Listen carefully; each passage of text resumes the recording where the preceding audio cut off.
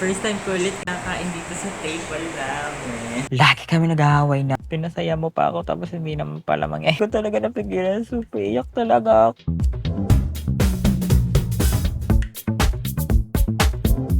Hello guys, first time ko ulit kakain dito sa table namin. May pudding pa. Ulam is nilaga. Nilaga.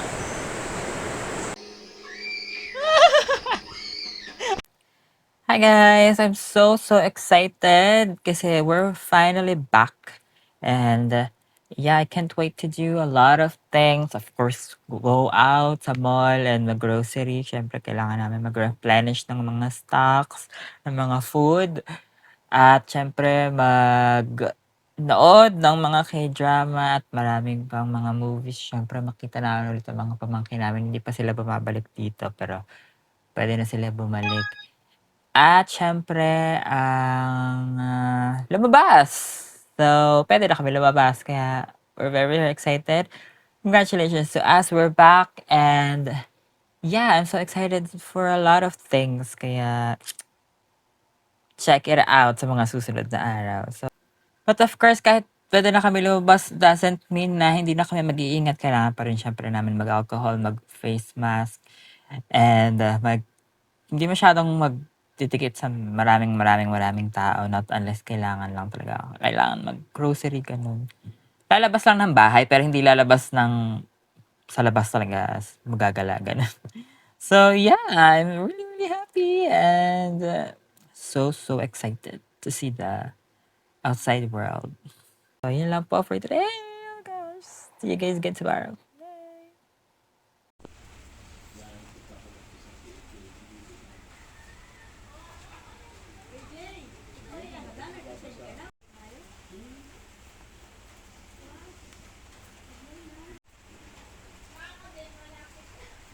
Wow. It's parang mayonnaise. Amen. Queen of heaven rejoice. Hallelujah. Tayo ay bibili sa cafe to cut. Okay na ako dito sa dito mama. Ewan ko lang kung si Maynard na lang. Pizza and spaghetti. Mang Juan, episode 14. Matatapos na kami kay W. Mamamatay na si... Hello guys, today is October 2. It's the birthday of my beloved brother, Kuya Carlo. Story time when we were kids. Throwback stories. Lagi kami nag-aaway ng Kuya Carlo kasi magkasunod kami. Si Princess Bunso, tapos ako, tapos si Kuya Carlo. Tapos kaming tatlo yung pinakabata syempre. And then, kami ni Princess lagi magkalaro. Si Kuya Carlo, middle. So, middle kasi si Kuya Mark, si Kuya Maynard. So, tapos si Kuya. Tapos, kami ni Kuya Carlo magkasunod. So, dapat, pag binibilang kami ni Mamita ng mga gamit, dapat lagi kaming parehas. Kasi nag-aaway talaga kami, nag-iinggitan, nag-aanuhan. Sabi, bakit yung kanya ganito? Kaya yung damit namin magkaparehas pero magkaiba lang ng kulay. Gano'n ang bata. Tapos, lagi niya akong inaaway pag may laruan ako, pag binili akong laruan, sisirain niya talaga yung laruan ko. Kunwari meron akong robot or something, or toy, anything. Sisirain niya palagi. Kaya asar na asar ako sa kanya nung bata kami. As in, lagi kami magkaaway. Hindi kami close. As in, super duper cat fight every night, every day. Nito na lang kaming tumanda na hindi na kami nag-aaway. Kaya nakakamiss. Sana mag-aaway ulit kami. Hala!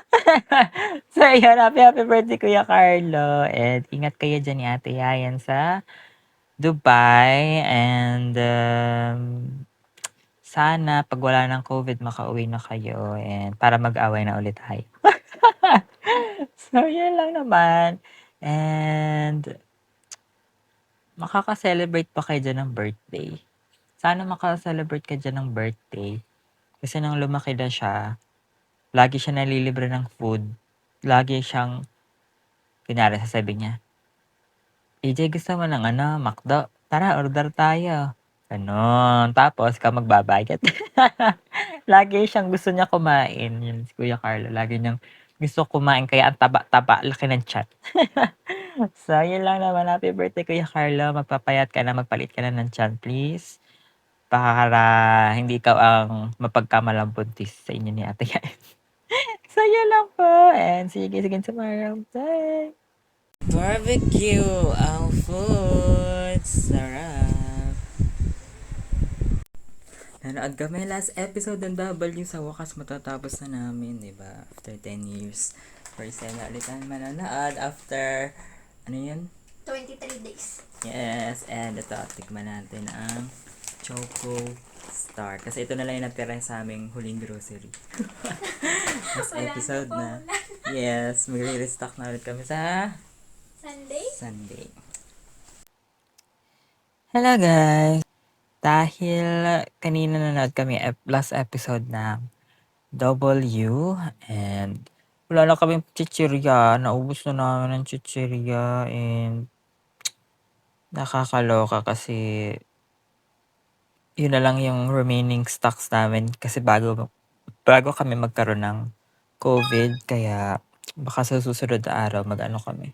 Grocery, kailangan na namin syempre ng stocks para sa aming K-drama marathon and movie marathon, mga ganyan. So, yan, nakakamiss syempre ang aming pagnood everyday. Kaya naman we're so happy that we're back! And ang susunod namin papanoorin, titignan pa namin kasi marami pang naka-line up kasi ang tagal namin natenga ha.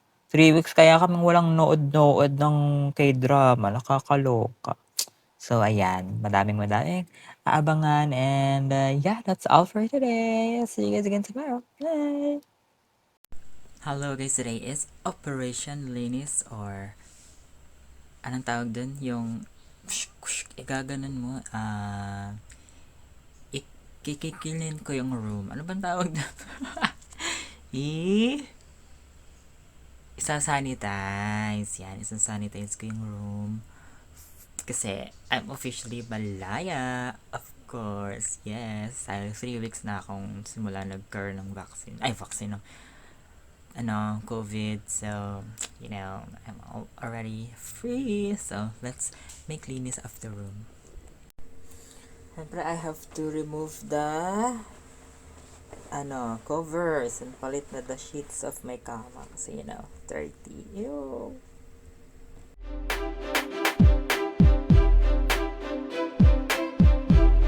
Don't forget the Lysol for spray. Don't spray the bed. Alright.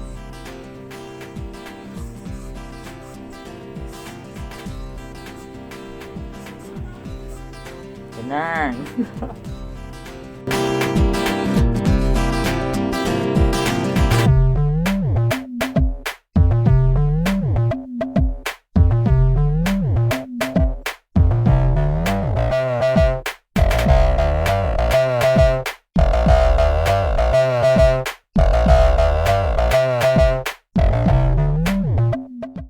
Nabili pong punta. Ito po yung Ano to? po ka-partner. Thank you po. Thank you po. Ay, saglit lang po. 50 pesos. Sige pa, palista na lang po. Sige po. Tapos na, ayan, pwede na ako maligo. Nakakapagod, grabe. As in yung pawis ko and everything. So, ligo muna ako and update you guys later kung ano pang mga gagawin natin. Ulam is congrejo and beef stroganoff. Yeah.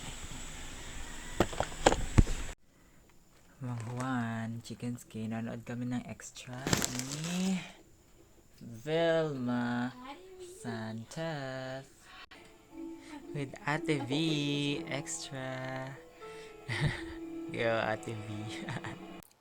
What's up guys? So, nanood kami ng movie na extra ni pinakamagaling na veteran actress Miss Vilma Santos. Naalala ko tuloy nung workshop ako na I really, really wanted to become an extra. Story time. So, there was a time na nanalo ako sa 2014 to 2014. 2012, mga ganun, mga 2012. Basta Liga 2014, mga ganun, 2012, 2014. Basta panahon ng The Legal Wife ni Angel Locsin. So, meron kasing contest doon na um, mag-send ka or mag-hashtag ka or anything. Basta sa online. Tapos kung ano yung tapos papipiliin, parang 10 yung mananalo, ganyan. Parang may contest sa ganun online. And then, sa dami ng sinalihan ko, doon lang ako nanalo ever. And then, nakalagay naman kasi doon, ang mananalo is dapat taga ano lang, Metro Manila. Para may chance kang maging extra, makasama mo ang cast ng The Legal Wife. Ang ano kasi, so, sobrang excited ako kasi siya nga, pakikimimit ko si Angel Locsin. Magiging extra pa ako. Yun yung pangarap ko talaga maging extra sa palabas. Sobrang excited talaga ako. Sobrang saya ako. Super duper happy. And then I went there. Kasi nga sabi Metro Manila. Then nagbiyahe pa ako. Sobrang aga.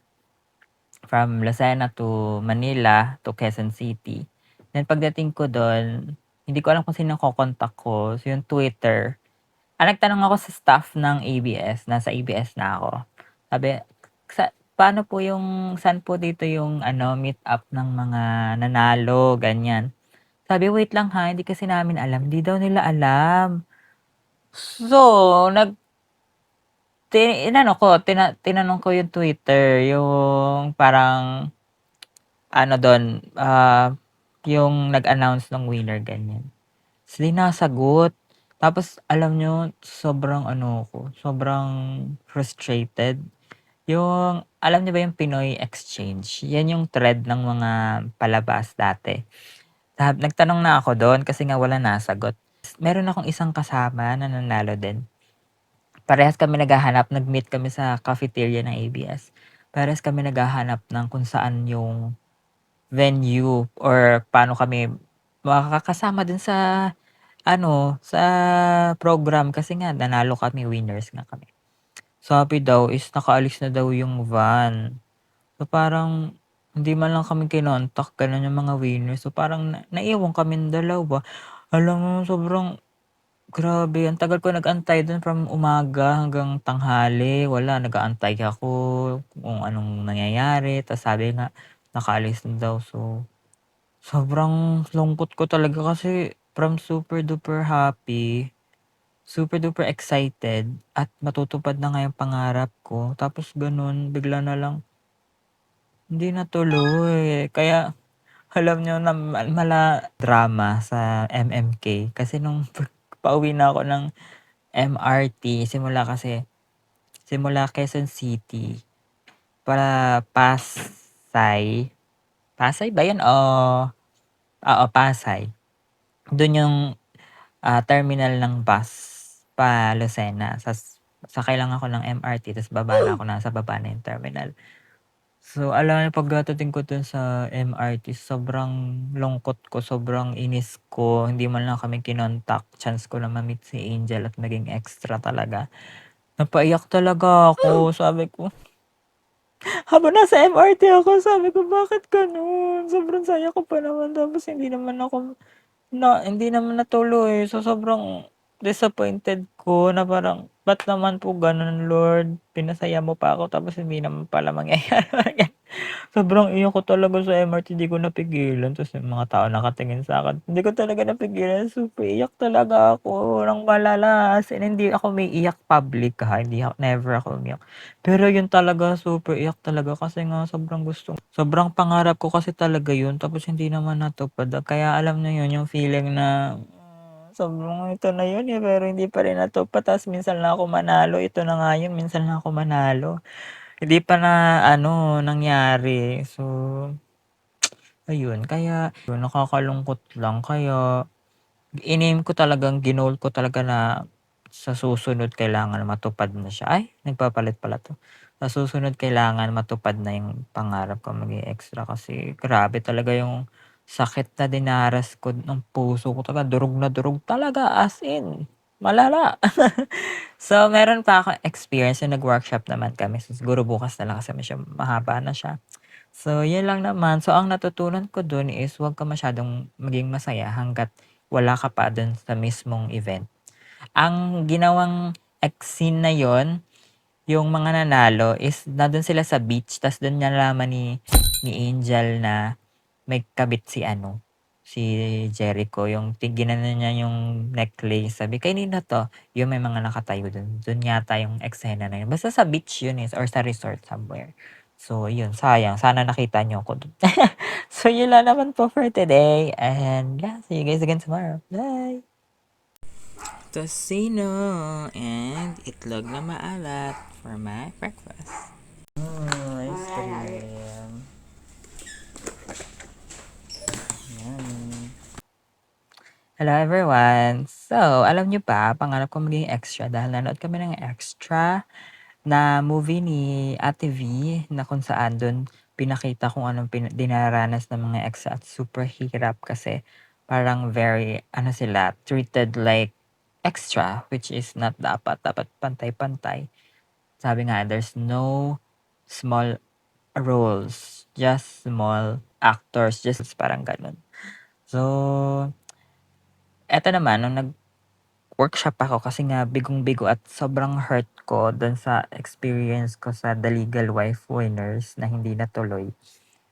Sasabi ko kailangan ko mag-workshop, kailangan kong matry, makita dun sa kasi nga gusto ko talaga makita sa TV na uma-acting, ganyan. Or kahit ano, basta gusto ko lang makita sa TV. So, nag-try ako mag-workshop ng 2014. Sabi ko, penge yung akong pera kasi summer siya eh. Penge akong pera, summer workshop. Last ko na talaga yun kasi parang wala pa akong work. So, sabi ko, last request ko na yun yung sa mga golang ko, penge ako pang tuition, ganyan. And then, binigyan naman nila ako ng pang tuition. And then, nagpunta ako sa ABS, nag-workshop ako doon. Super saya, super fun, super parang, oh my gosh, this is really easy. I'm doing my, pangarap. So, grabe, ang saya kasi yung experience na yon yung pinakamasayang summer ko. Kasi kahit wala ako masyadong pera, ganyan. But, super saya ng experience talaga. Every time na try kaming makipag sa partner mo, magsisin kayo, ganyan. Parang artista ka na rin kasi ang mga nagtuturo sa is mga veteran actresses and magagaling na mga, na teachers. So, sabi ko, oh my God, matutupad ang pangarap ko talaga dito. So, hindi pala acting yung in-enroll ko nung summer workshop sa EBS, sa Star Magic. Ano pala siya? Voice workshop. Pero nag-acting din ako nung nagkaroon ako ng work. Same year or next year, parang 2015 yata ako nag-enroll. Oo, tapos acting naman yung enroll ko after nung singing. So, yun. Kaya yung singing workshop na yun, super saya kasi grabe, nagpa-perform kami, nagpa-practice kami everyday. Di ba yun yung pangarap ko talagang sayaw-sayaw at magkanta-kanta sa stage. Kaya super duper happy na ginawa ko yun at nag-acting ako. Kaya thank you so much sa parents ko, pinayagan niya ako.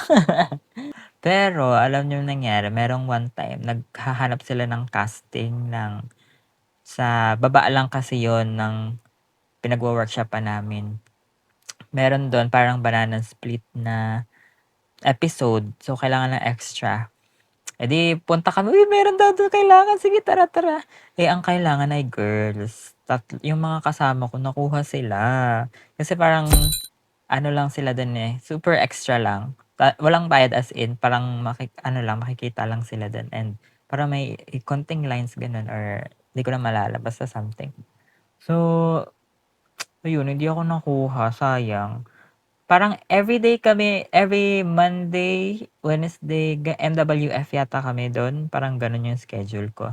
And from Cavite to Quezon City ako bumabiyahe. Alam ko kahit super hirap, Minsan nakatayo na ako from Cavite to hanggang Pasay ta's mag-e-MRT ako. Pero okey lang, hindi ko ramdam yung pagod, yung ngalay kasi yung pupuntahan mo is yung pangarap mo, 'di ba? So, tapos magme-memorize kayo ng mga script, ganyan. So, iyon. So, super duper fun and yun nga lang hindi pa rin ako nakita sa TV. Hi, actually, bukas kukuwento ako sa inyo parang meron time na, um, nakita kami sa TV. So, kuwento ko yun sa inyo bukas. So, yun lang po. See you guys again tomorrow. Bye! Pizza and spaghetti. Yummy. Hello guys. So, kukuwento ko i-she-share ko sa inyo yung moment na meron kaming exposure sa workshop sa TV. So, eto super duper aga kailangan namin gumising nandun na kami ng mga 4 or 5 AM, super duper aga. And nakakatakot bumiyahe, parang 3 o'clock bumiyahe na ako. Nakakatakot kasi 'di ba madaling araw yun tapos gano'n, pero kailangan for the exposure. So sa ano siya, Magandang Umaga Bayan, ano yung tuwing umaga sa ABS, yung show na yun. So kailangan namin nandun kami, so nandun lang kami sa room nung aming pinagwo-workshopan. Tapos antayin lang namin si Chang Ami, ang tangkad niya, nakita namin siya, super tangkad. So, parang sabi niya, "Oh, ito yung mga nagwo-workshop, ganyan-ganyan." Pero hindi naman kami inisa-isa na hindi kami inisa-isa na, "Anong masasabi mo?" ganyan, walang gano'n. So, parang super saglit lang, parang pinakita lang kung anong ginagawa namin. Kunwari ganyan, yung teacher yata yung ini-interview, so hindi kami na-interview. Pero at least nakita kami sa TV. So yun yung time na yun and super bilis lang as in, but at least nakita kami ng very light. So, hindi ko alam kung may clip ako nun, siguro ire-research ko nga kung may clip pa nun sa mga YouTube ganyan, tingnan ko kung meron. So yun, at least nakita kami pero hindi kami nakita na nagpe-perform ganyan, parang nakaupo lang kami ganyan. And may picture kami with Chang'an. So yun lang naman at least, medyo nakita kami ng very light at least, 'di ba? At yun naman yung goal, 'di ba, makita sa TV. So, super happy kami nun kaya nga lang sana yung nagpe-perform kami gano'n. Pero yun, kasi marami ring iba kasing workshop, hindi lang naman kami. May dancing, may acting, kaya super limited lang rin ang time. Pero super aga nun, nakakaloka. So, ayun, wala yung bayad siyempre, ano lang yun, exposure. Pero at least, 'di ba, sa checklist is natupad. So, yan lang naman po for today and meron pa akong mga airtime sa TV, kuwento ko sa inyo sa mga susunod na araw. So, yeah, see you guys again. Bye! Chicken and kimchi, may ulam. Hello everyone! So, i-share ko sa inyo kung kailan ako nagkita ang sarili sa TV. So, merong audition for VJ. Isa siya sa sikat na music channel, the one and only Mix. So, nag-try ako mag-audition for VJ. Ang kapal ng mukha, 'di ba? So, nag-audition ako do'n. Sasubmit mo lang yung audition video mo, ise-send mo lang, i-upload mo, and then hindi ko in-expect na i-e-air nila yung audition clip ko. So, nung nakita ko siya sa parang Mix News, that's me! I'm so happy kasi alam niyo kahit super yun lang yung clip na nakita ako, as in, oh my God! Nakita ko talaga yung sarili ko, sobrang saya ko. Ta's 'di ba minsan may replay sila. So, ni-record ko talaga, sabi ko, "Oh, hala, that's me." Nakita ko yung sarili ko, super kahit ang pangit ng audition ko pero yun lang talaga yung goal ko, makita ko yung sarili ko sa TV kaya I'm super duper happy. Hindi ko na maalala kung kailan 'to, pero super old na, parang 2006, mga 10, mga gano'n, 2010. Hindi ko mga 2008, hindi ko alam. Basta yun. So, super duper happy about that and sabi ko, may chance kasi pinakita ako, eh. Yun pala wala.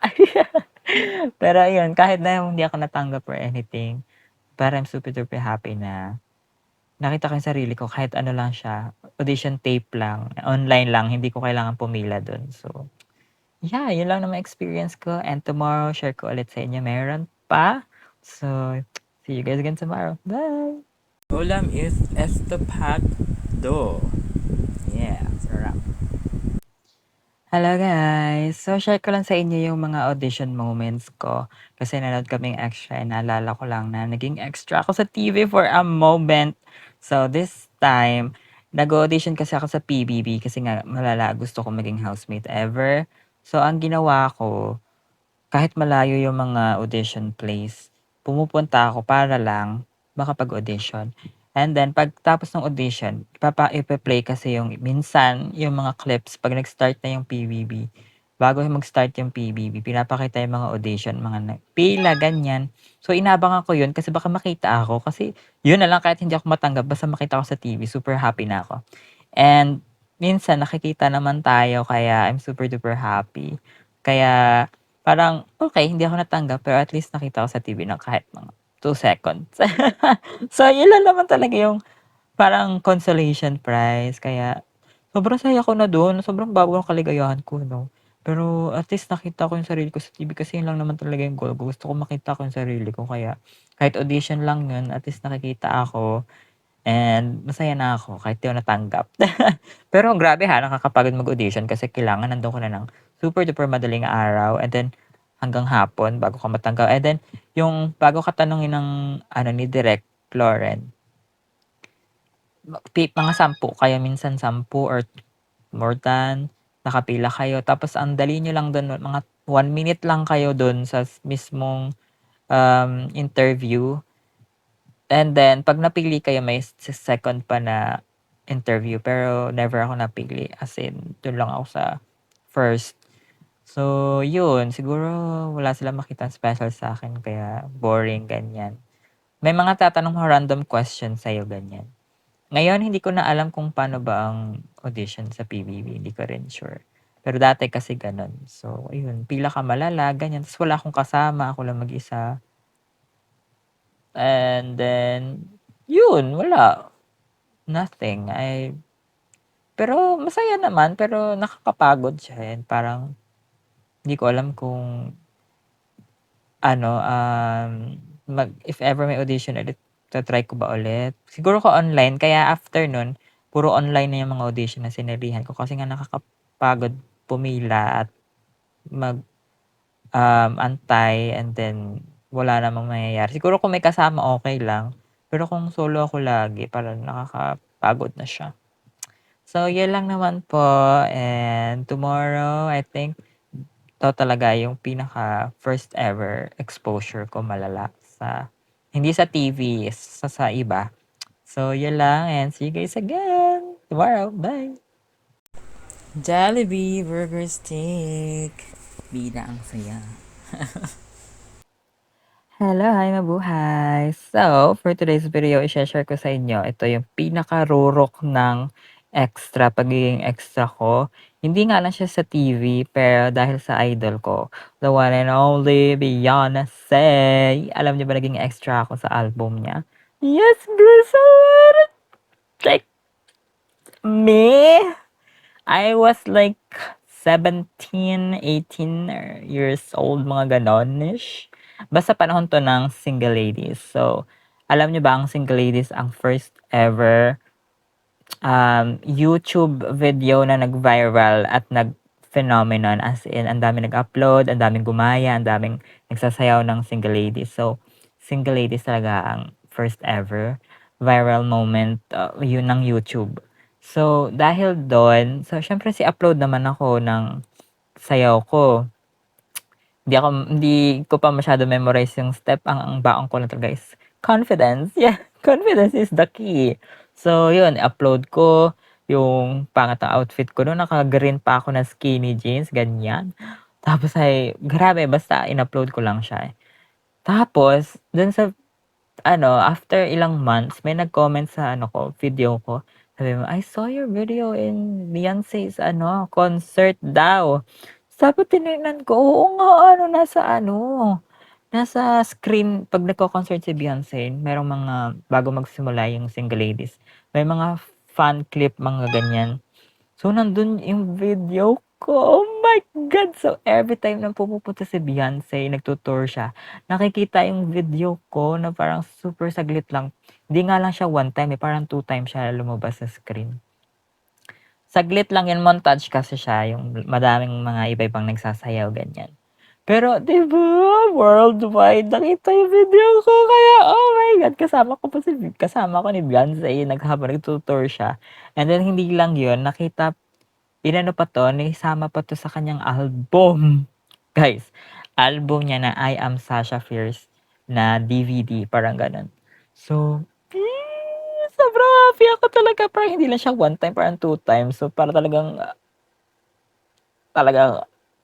hunganga talaga ako na parang, totoo ba 'to? Kasama ko ni Beyonce nagtu-tour tapos nandun video ko and everything. So, parang grabe, super happy ko dun as in kahit hindi ako kasama physically, at least yung video ko, 'di ba, nandun nakikita nila, napapanood nila.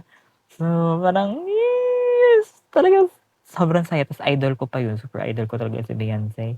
So, yun, kaya simula nun lagi na ako nag-a-upload ng mga videos ko kahit ano pa yan, kahit anong ginagawa ko. I think dun nag-start talaga yung parang hunger ko sa na ma-seen, ganyan, makita, ma-discover, gano'n. Dun talaga nag-start and hanggang ngayon nakikita niyo pa yung mga videos ko kung ano-ano na lang, 'di ba? Hindi lang sayaw, hindi lang kanta. Pero yun isa yung sa mga main reasons and highlight ko talaga, as in highlight talaga yun ng online life ko. Kasi 'di ba, minsan lang makasama ni Beyonce, idol ko pa. Kaya yun lang naman pinaka-rurok ng aking feeling ko success na yun for me, success siya for me. At gano'ng age, sobrang bata ko pa pero 'di ba, natupad na yung isa kong sa mga pangarap na makasama si Beyonce. Hindi nga lang physically but at least 'di ba, tapos sa tour pa, tapos nasa album pa kaya, sobrang saya. So yun lang naman po for today. Kaya kayo guys kung meron kayong mga pangarap sa buhay, huwag kayong titigil gawin 'yan kasi 'di niyo alam kung anong puwedeng mangyari, and just keep on doing what you love and what you really, really, anong tawag sa gano'n, yung iyong passion, kung saan kayo passionate, and huwag kayong susuko kasi meron niyang mangyayari, and if ever hindi man kayo makuha, may reason kung bakit, baka naano lang kayo, na-reroute lang kayo sa ibang mas magandang opportunities. Pero kung talagang passionate kayo do'n, huwag kayong tumigil sa mga goals niyo, mga pangarap niyo. So, yun lang naman po for today, and, yeah, see you guys again tomorrow. Bye. Miss ko talaga ihagto. Na-miss ko ihagtong dalawang to, eh. Ito talaga yung pinaka-favorite namin spot.